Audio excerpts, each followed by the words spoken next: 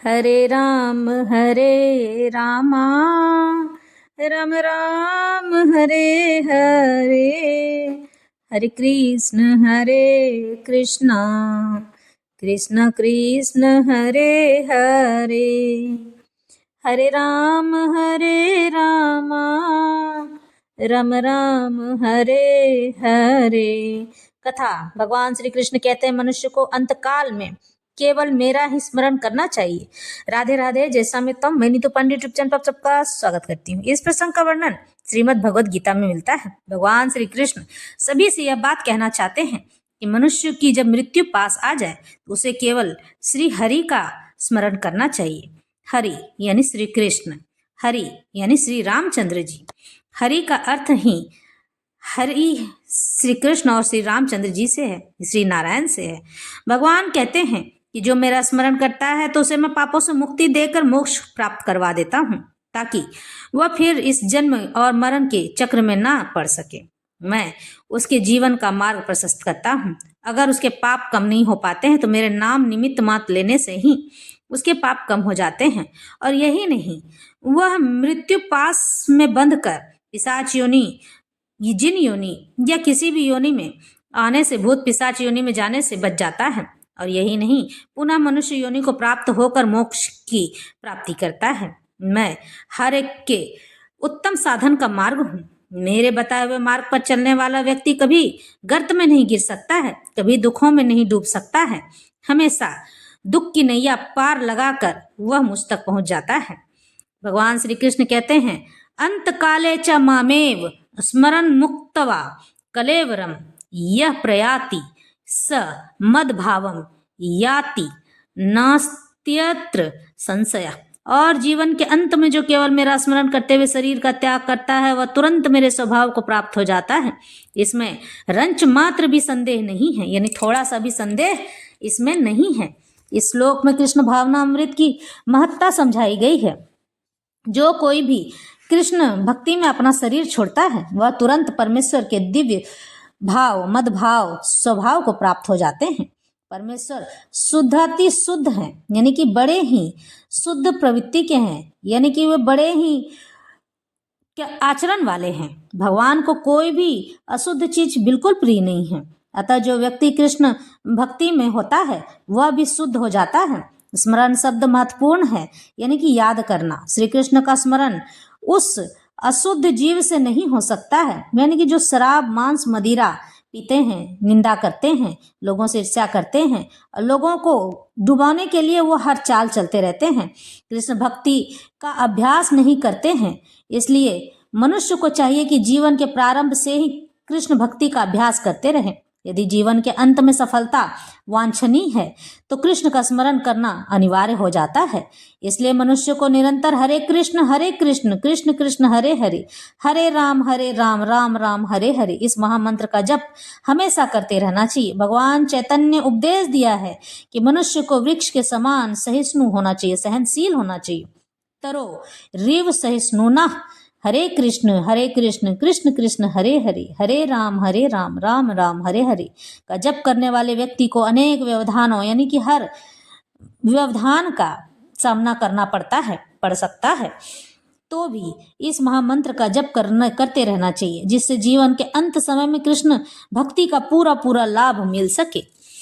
यम यम वापि स्मरण भावम त्यज्यत्यन्ते कलेवरम तम तमे वैति कौन्तेय सदा तद्भाव भावित। हे कुंती पुत्र, शरीर त्यागते समय मनुष्य जिस भाव का स्मरण यानी याद करता है वह उस भाव को ही निश्चित रूप से प्राप्त हो जाता है। भगवान यह समझाते हैं कि मनुष्य चाहे तो अपना अगला जन्म अपनी इच्छा अनुसार ले सकता है, यानी कि मृत्यु के समय में अगर वह जिस चीज को याद करना चाहता है, जिस चीज में जन्म लेना चाहता है, उसी चीज का मन में भाव रखेगा और बार बार उसी को याद करता रहेगा तो उसे उसी चीज का जन्म मिलेगा। चाहे वो मनुष्य हो, पशु हो, पक्षी हो, कुछ भी हो, उसी जगह वो जाकर जन्म लेगा। इसके लिए मैं भी कुछ नहीं कर सकता हूँ। लेकिन जो लोग ऐसा सोचते हैं कि मैं अंत में यह कर लूंगा, तो मेरी कृपा के बिना यह तो संभव ही नहीं है। मैं जब तक कृपा न करूं मनुष्य उस चीज को नहीं पा सकता है।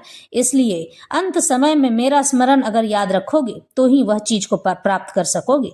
भगवान स्वयं कहते हैं कि मेरी जो कृपा पाना चाहता है उसे मेरी भक्ति करनी पड़ेगी, कृष्ण भक्ति करनी पड़ेगी। जो लोग कृष्ण भक्ति में होते हैं ना, वही लोग अंत समय में अपनी मर्जी की राह चल सकते हैं, यानी कि अपनी मर्जी का जीवन पा सकते हैं, और उनके लिए मैं भी सहायक होता हूँ। लेकिन जो लोग केवल भोगों और विलासों में लिप्त रहते हैं, भोग विलास में डूबे रहते हैं, शराब मांस मदिरा खाते और पीते रहते हैं, न दिन का पता होता है, न रात का पता होता है, न समय का पता होता है, न पूजा आराधना उपासना की कोई ही बात पता होती है, वह बस दूसरों का बुरा करने में हमेशा तत्पर रहते हैं। यही नहीं, बुरा करते करते कब वो अपना बुरा कर जाते हैं ये बात तो उन्हें भी पता नहीं चलती है। इस तरह से भगवान हमेशा कहते हैं कि जो लोग मेरी इस भक्ति में रह जाते हैं, इस भक्ति में उस मनुष्य को हमेशा ही मैं उनकी पेड़ों की छाया बन जाता हूँ और उसके लिए मार्ग प्रशस्त करता हूँ। भगवान यहाँ पर बार बार समझाते हैं। यहाँ पर मृत्यु के समय अपना स्वभाव बदलने की विधि का वर्णन बताया गया है। जो व्यक्ति अंत समय में कृष्ण भगवान का चिंतन करते हुए शरीर का त्याग करता है, उसे परमेश्वर का दिव्य स्वभाव, दिव्य धाम प्राप्त होता है। लेकिन वह यह सत्य नहीं है कि यदि कोई मृत्यु के समय कृष्ण के अतिरिक्त और कुछ सोचता है तो उसे भी दिव्य अवस्था प्राप्त होती है। हमें इस बात पर विशेष ध्यान देना चाहिए, तो फिर कोई मन की सही अवस्था में किस प्रकार मरे। महापुरुष होते हुए भी महाराज भरत ने मृत्यु के समय एक हिरण का चिंतन किया था, अतः अगले जीवन में हिरण के शरीर में उनका देहांतरण हुआ। यद्यपि हिरण के रूप में उन्हें अपने विगत कर्मों की, पिछले कर्मों की स्मृति हो आई थी, याद हो आया था, लेकिन उन्हें पशु शरीर धारण करना ही पड़ा।